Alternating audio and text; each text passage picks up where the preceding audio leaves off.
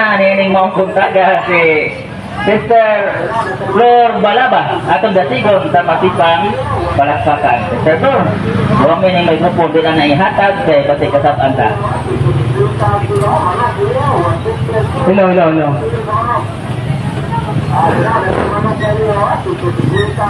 Okay. Mayong buntag kanatong tanan. Mayong buntag ug maayong pagpaminaw usab sa mga pulong nga among iyagyag diha kaninyo.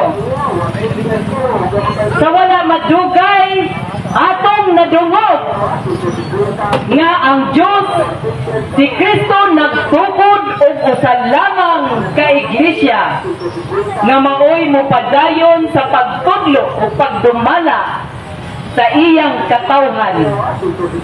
Og mao kini ang Iglesia Katolika.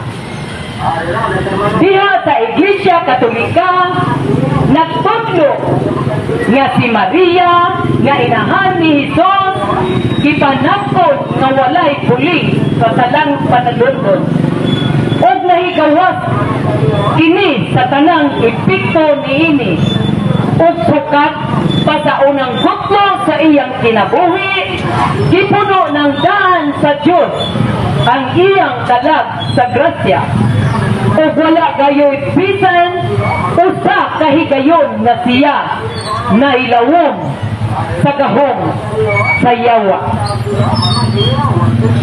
Usa gitawag kini og Santa Maria Immaculada Concepcion. Nito bakita niini mga kaigsuonan kini gikan sa balang kasulatan. Mao kini ang kamatuoran nga si Maria puti ug walay puling sa sala. Apan sa dihang nanungha kining mga mini nga Mesiyas ug mini nga propeta sa Mateo 24:24 ug mga taong mabiay-biayon nagsunod sa ilang daotang tinguha nga maoy hinungdan sa pagkabahin-bahin diha sa Judas 1:18-19 gisinayop kining maong pagtulunan nga gitudlo sa Iglesia Katolika. O kini ilang gituis og maayo aron mahimong rason mahimo kini nilang rason utamin aron ang mga Iglesia Katolika nga ang mga tao nga nahiilaw niining Iglesia Katolika nga wala makahibalo sa kamatuoran madiskurahi ug mabugnaw sa maong pagtulunan hangtod nga sila mupiya ug motalikod sa balaang pundok nga gitukod kayod ni Kristo. Matud pa niining mga tawhana dili tinuod nga si Maria putli ug walay sala. Kay lagi mabasa man sa balaang kasulatan nga ang tanan nakasala ug nahilayo sa Dios. Apan mga igsoon atong hinumduman nga aduna kitay gitawag og balaod general. Og sa matag balaod general aduna gayoy pipila nga mahigawas niini. Busa sa walay duha-duha si Santa Maria nahigawas gayud niini matang sa balaod diha sa Roma 3:23. Kay matod pa sa Roma 8:30 busa gitawag sa Diyos kadtong iyang kilain ug wala lamang niya kinitaga kundi gihimo usab nga matarong o gipaambit sa iyang himaya. So si Maria nakaambit sa dakong himaya. Usa siya, usa sa nahigawas ug milain. So dinhi atong maklaro nga si Maria usa sa mga gilain sa Dios ug gipuno sa himaya. O gani ang anghel nakadayeg sa katahom o kaputli sa kalag ni Eli. Ug matod pa sa anghel diha sa Lucas 1:28, nagkanayon, maghimbaya ka Maria, puno ka sa grasya, ang Ginoo uban kanimo, bulahan ka diha sa kababayenan. Meaning di ay, si Maria lang ang labing bulahan sa tanang kababayenan. O siya lamang ang gipuno sa grasya. O kining iyang pagkapuno sa grasya, mao'y tinailan na siya nahikawat sa sala nga anaa o anaa ang iyang pagkaputli nga inahan. Kaya naman, sister, kay siya man mao'y kipili nga mahimong inahan sa atong manluluwas. Mga igsoon ko diha ni Kristo, atong hinumduman kung giunsa o unsang paagiha kita giluwas o unsa nga hinigiban nga gigamit ni Kristo aron ang atong mga sala mapasaylo. Hinumduman nato kini o atong ikinabuhi o atong ikinasingkasing kung unsa kini nga panghitabo aron kita maluwas. Kay matud pa sa Hebreo 9:22, walay sala di pasaylo gawas kung kini giulaan o dugo. Walay sala di pasaylo gawas kung kini giulaan o dugo. So grabe, dugo ang gikinahanglan nga kita maluwas, aron kita maluwas. O 1 Pedro 1:19 nag-ingon, kay giluwas man kamo sa bilihong dugo ni Kristo. So sa ato pa mga igsoon, dugo ni Kristo ang nakaluwas kanato. Dugo ni Kristo ang nakapapas sa atong mga sala. Usikan pa ba nato kini maong kaluwasan? Mismong dugo sa hinigugmang anak sa nabugtong ni Santa Maria na giuna dito sa krus, mao ang nagpapas sa atong mga sala ug nakaluwas kanato. Ug ang pangutana mga igsoon, ang dugo ni Kristo nga iyang giula, bisaman naggikan kini. Ato kining tubagon sa Hebreo 2:14, nagkanayon, sanglit ang mga anak na kaambit man sa dugo o gunod sa mga ginikanan, si Jesus usab mahimong sama kanila aron sa paglaglag sa yawa na may gahom sa pagpatay. So sa ato pa dugo nga giula ni Jesus alang sa kaluwasan, bisaman kinikikan mga igsoon. Kay si Maria man ang iyang inahan, pusa, dugo usap ni Maria ang nakaluwas kanato. Ang iyang gigamit pagula dito sa krus aron ang atong mga sala mapapas. Dugo ni Maria ang nakaluwas kanato. Matod pa sa kinaadman 1:4, ang kaalam dili mupuyo sa lawas nga mahugaw o sa kalat nga naulipon sa sala. Unsa man di ay kanang kaalam, sister, nganong dili man siya mupuyo si anang makasasala nga kasing-kasing.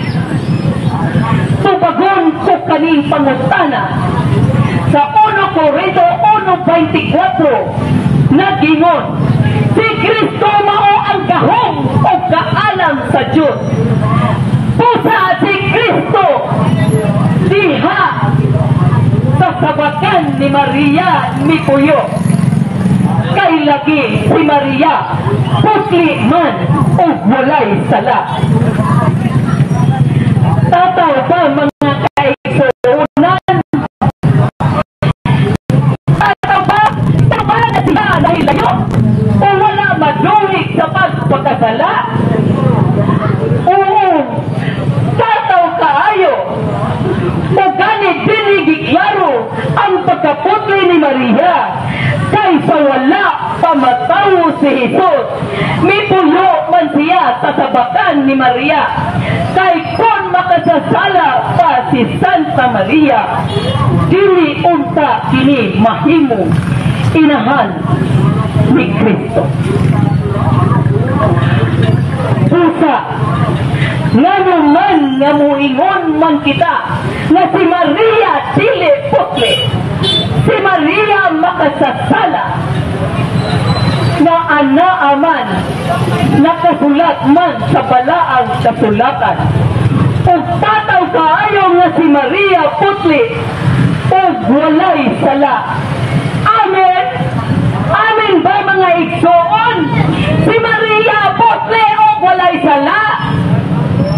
Ave Maria.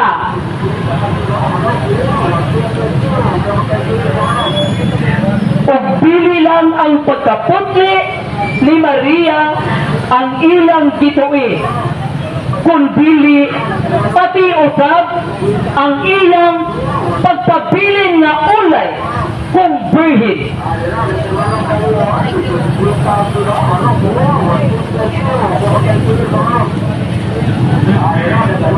Kaya naman, kay dili manusab sila mutuo nga si Maria nagpabilin nga ulay o birhin. Kay sa balaang kasulatan naghisgot man kini og mga igsuon ni Jesus. Marcos 6:3 nagkanayon, dili ba siya man ang panday nga anak ni Maria ug igsuon nila ni Santiago, Jose, Judas ug ni Simon? Kini natikto isa at usa sa ilang gigamit aron madaot o mahugaw-hugawan ang pangalan ni Maria. Kay lagi si Kristo tunay igsuon. Daghan pang mga teksto gawas ni ini na naghisgot og igsuon apan wala gayud maghisgot nga si Jose ang amahan ni ining mga igsuona ni Jesus. Buta mga igsuon, angay natong mahigbalan nga ang paggamit sa pulong nga igsuon dili lamang tungod sa nga igsuon sa unod dugo sa managsamang ginikanan, kung dili pwede usab kini gamiton ngadto sa mga kaliwatan o mga higala. Matod pa sa Deuteronomio 23 versikulo 7, ayaw ninyong likayi ang mga taga-Idumea, kay inyo silang igsuon. So, anaa ang pagtawag o igsuon sa mga kaliwatan. Sa 2 Samuel 1:26, si David usab miingon, kini sila unod sa akong unod, bukod sa akong bukod, pusa, kini sila akong mga igsuon. Ug si Hiram miingon sa iyang higala nga si Solomon, Unong Hari 9:13, igsuon ko unsa gud kining mga lungsod nga imong gihatag kanako. So anaa ang iyang pagpakigsuon sa iyang higala. Og si David usab nagkanayon sa iyang higala nga si Jonathan sa 2 Samuel 1:26. Nag-uol ako pag-ayo kanimo, igsuon kong Jonathan. O sa bagong tugon, gigamit usab kini pagpasabot ng mga igsuon sa pagtuo. Kay sa Hebreo 2:1 nagingon, kay sila gibalaan ug ang nagbalaan kanila may usa lamang kaamahan, busa dili si Jesus, maulaw sa pagtawag kanila og mga igsuon. Kita mga anak sa Diyos, mitawag usab kita og amahan sa iyang langit sa tagna ni Propeta Ezekiel 44:2, kining pultahana masinirhan na o dili na gayod kini pag-aablihan pa ni may lain pang muagin ni ining maong pultahan tungod kay ang Diyos sa Israel miagi naman ni pultahana. Sa ato pa ang pultahan nga giagyan ni Kristo aron siya mahiabot dinhi sa yuta, kinasirhan na ug wala na laing gipaagi pa. Ug ang maong pultahan nga gipasabot ni ini mismo ang taguangkan ni Maria. Ug ang Diyos sa Israel nga gipasabot nga miagi dinhi mao si Kristo nga mao'y nagluwas kanato. Ang Kristo nga tinutan sa kinabuhi. So klaro o tataw kaayo ang gipanudlo sa simbahan Katoliko na si Maria nagpabilin nga ulay, birhin o putli o labing putli nga inahan. Busa angay nato siyang daygon o himayaon sa tanan. Apan nganuman kamong tagalaing sikta nga inyo man kining gisinayot o gituwis at maong pagtulunan. Wala ba kamo mahadlok sa Diyos nga inyo man gihugaw-hugawan ang kaputli ni Maria o katahon sa iyang kalag?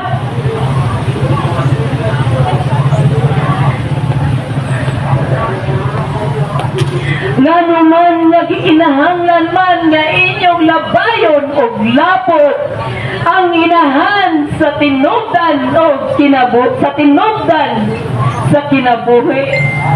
Wala ba di ay kamumuduyog sa iyang kasakitan